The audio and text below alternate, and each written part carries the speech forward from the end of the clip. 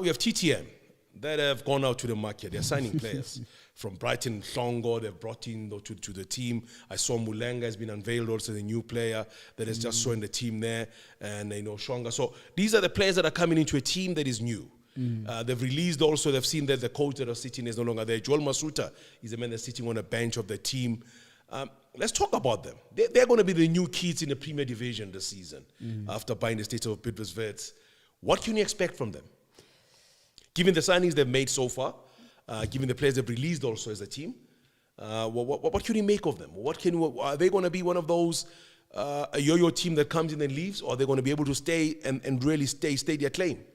I think for them, they just need to get their house in order first. That's the first things and for utmost, because elaborate on that. House in order. That's an interesting statement. Let's talk about that. Like getting their things in order, because they're signing players now. They're letting players go. Oh, yes. So it's like they are trying to actually go into a way where they're trying to do yo-yos with the player in terms of the league. So if they carry on like that can actually pose a threat to them, because if you want to compete and you're in a high league, we expect you to do things in a professional way.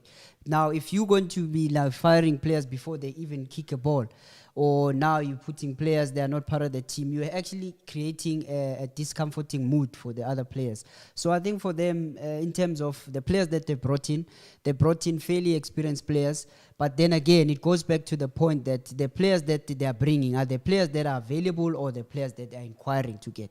There's a difference, because if a player that is available, no matter how the experience is, because if they were not playing, then what's the use to actually get the player back in the team? Let's talk about TTM. I mean, don't we need the spirit of fair play in football? They lose a game, they still congratulate the team they lost against. So there should be something good. Yeah.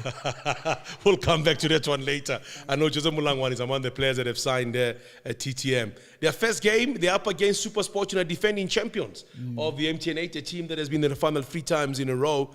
In fact, SuperSport United, if you look at the records, the other team that's done that to be in the final 3 years in a row is Kaizer Chiefs way back in the days. They've joined the lead group, but they won it twice or the 3 times they've been in the final. Can SuperSport United start very well and going forward, or what's going to happen? I think SuperSport actually will have an advantage. The advantage would be posed because of the TTM actually not being orderly ready for the league. Why I would say not orderly ready, because of the way they are doing things in terms of their boardroom stuff.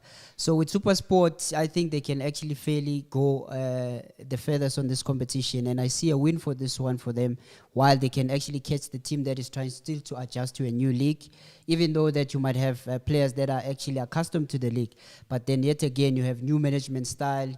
You don't know how things are actually being run on that side. So you get a SuperSport that is competitive, that finished well. And I think for them to be, I see them to be stronger than TTM on this. All right, so you're giving that one to SuperSport United. For sure. 2-1. 2-1 to SuperSport United. Because rookies always have that in them to actually to cause an upset. But I don't think at this time it actually is going to go that far. They might get a goal, but that goal is just to show them to step in authority that they've arrived. Okay, I can tell you a story, an interesting story. Yeah. The team that was a rookie in 2016-17 season, they just bought the status of a Bumala Black Aces. They got into the final of a cup tie in South Africa and won it. That's a story for another day. Paris versus Cape Town CTFC. The same team I'm talking about, Cape Town CTFC. They are a team that rise to the occasion. Now, they've lost a key player. Kemet Erasmus has since joined Sundowns. How much of a blow is that move of Kemet from Cape Town City to Sundowns? How much of an impact they're going to have on the way they play, because they relied so much on him as a player that he used to take them forward. How is that going to affect them? It's going to affect him tremendously, because Kemet is a hard worker himself. He's always have an eye for a goal. And I think at this point, leaving the team at this stage for Cape Town City, it's actually going to put Cape Town City at the back foot to lose somebody who's a goal poacher. But I'm sure the coach actually has a plan, and he's got players that are going to be fitting there. I would love to actually to see maybe a change of environment, and then maybe more appreciation from Dooley actually moving and then covering that space, because himself, he can fit into that role in terms of how those guys actually play, which is Cape Town City. I've seen some players have got some extension as far as their contracts are concerned, plus some more money going their way from a Cape Town City FC point of view. But history will tell you that when the two teams do meet, it's always very interesting. Cape Town City always surprises Pirates. Tell you in 2000 and 18-19 season, there was a young man who made his debut in the Premier Division. He scored a goal against Pirates, his first goal when he played in. His name was, we'll get back to that one. Let's go to the next one. Chiefs against Maritzburg United. Eric Tinkler's record against Chiefs, impeccable. Against Kevin Hunt, on the other hand, there's something that comes up there when you talk about Kevin Hunt against Eric Tinkler. But Kevin Hunt, his first job, his first game in charge of Kaizer Chiefs, to see what he's planning for Chiefs, will be against Maritzburg United. How do you see that one pending? As I said, I think I see Maritzburg actually having an upper hand on this one. Why? Because they have a fully functional squad. They've got most of their players. They just recently signed Meza from Sundowns, who's actually going to assist now. I'm just so keen to understand in terms of how Eric's going to play with Judas and then Meza. Who is he going to bench, or is he going to go for a double strike, 2 number 9s, or how is he actually going to plan out? But I see him actually coming at the top with Wild Chiefs actually having those problems in terms of the ban. The repeat of the Nedbank Cup finals, Sundowns versus Bloemfontein Celtic. You know, Sundowns edged Celtic in the final. They're winning that encounter. Now, the coach at Bloemfontein Celtic is a man that's been there. You understand the culture of the team. I mean, he has played there. He was a captain of a team at some stage. He became the team manager. He eventually became the coach of the team.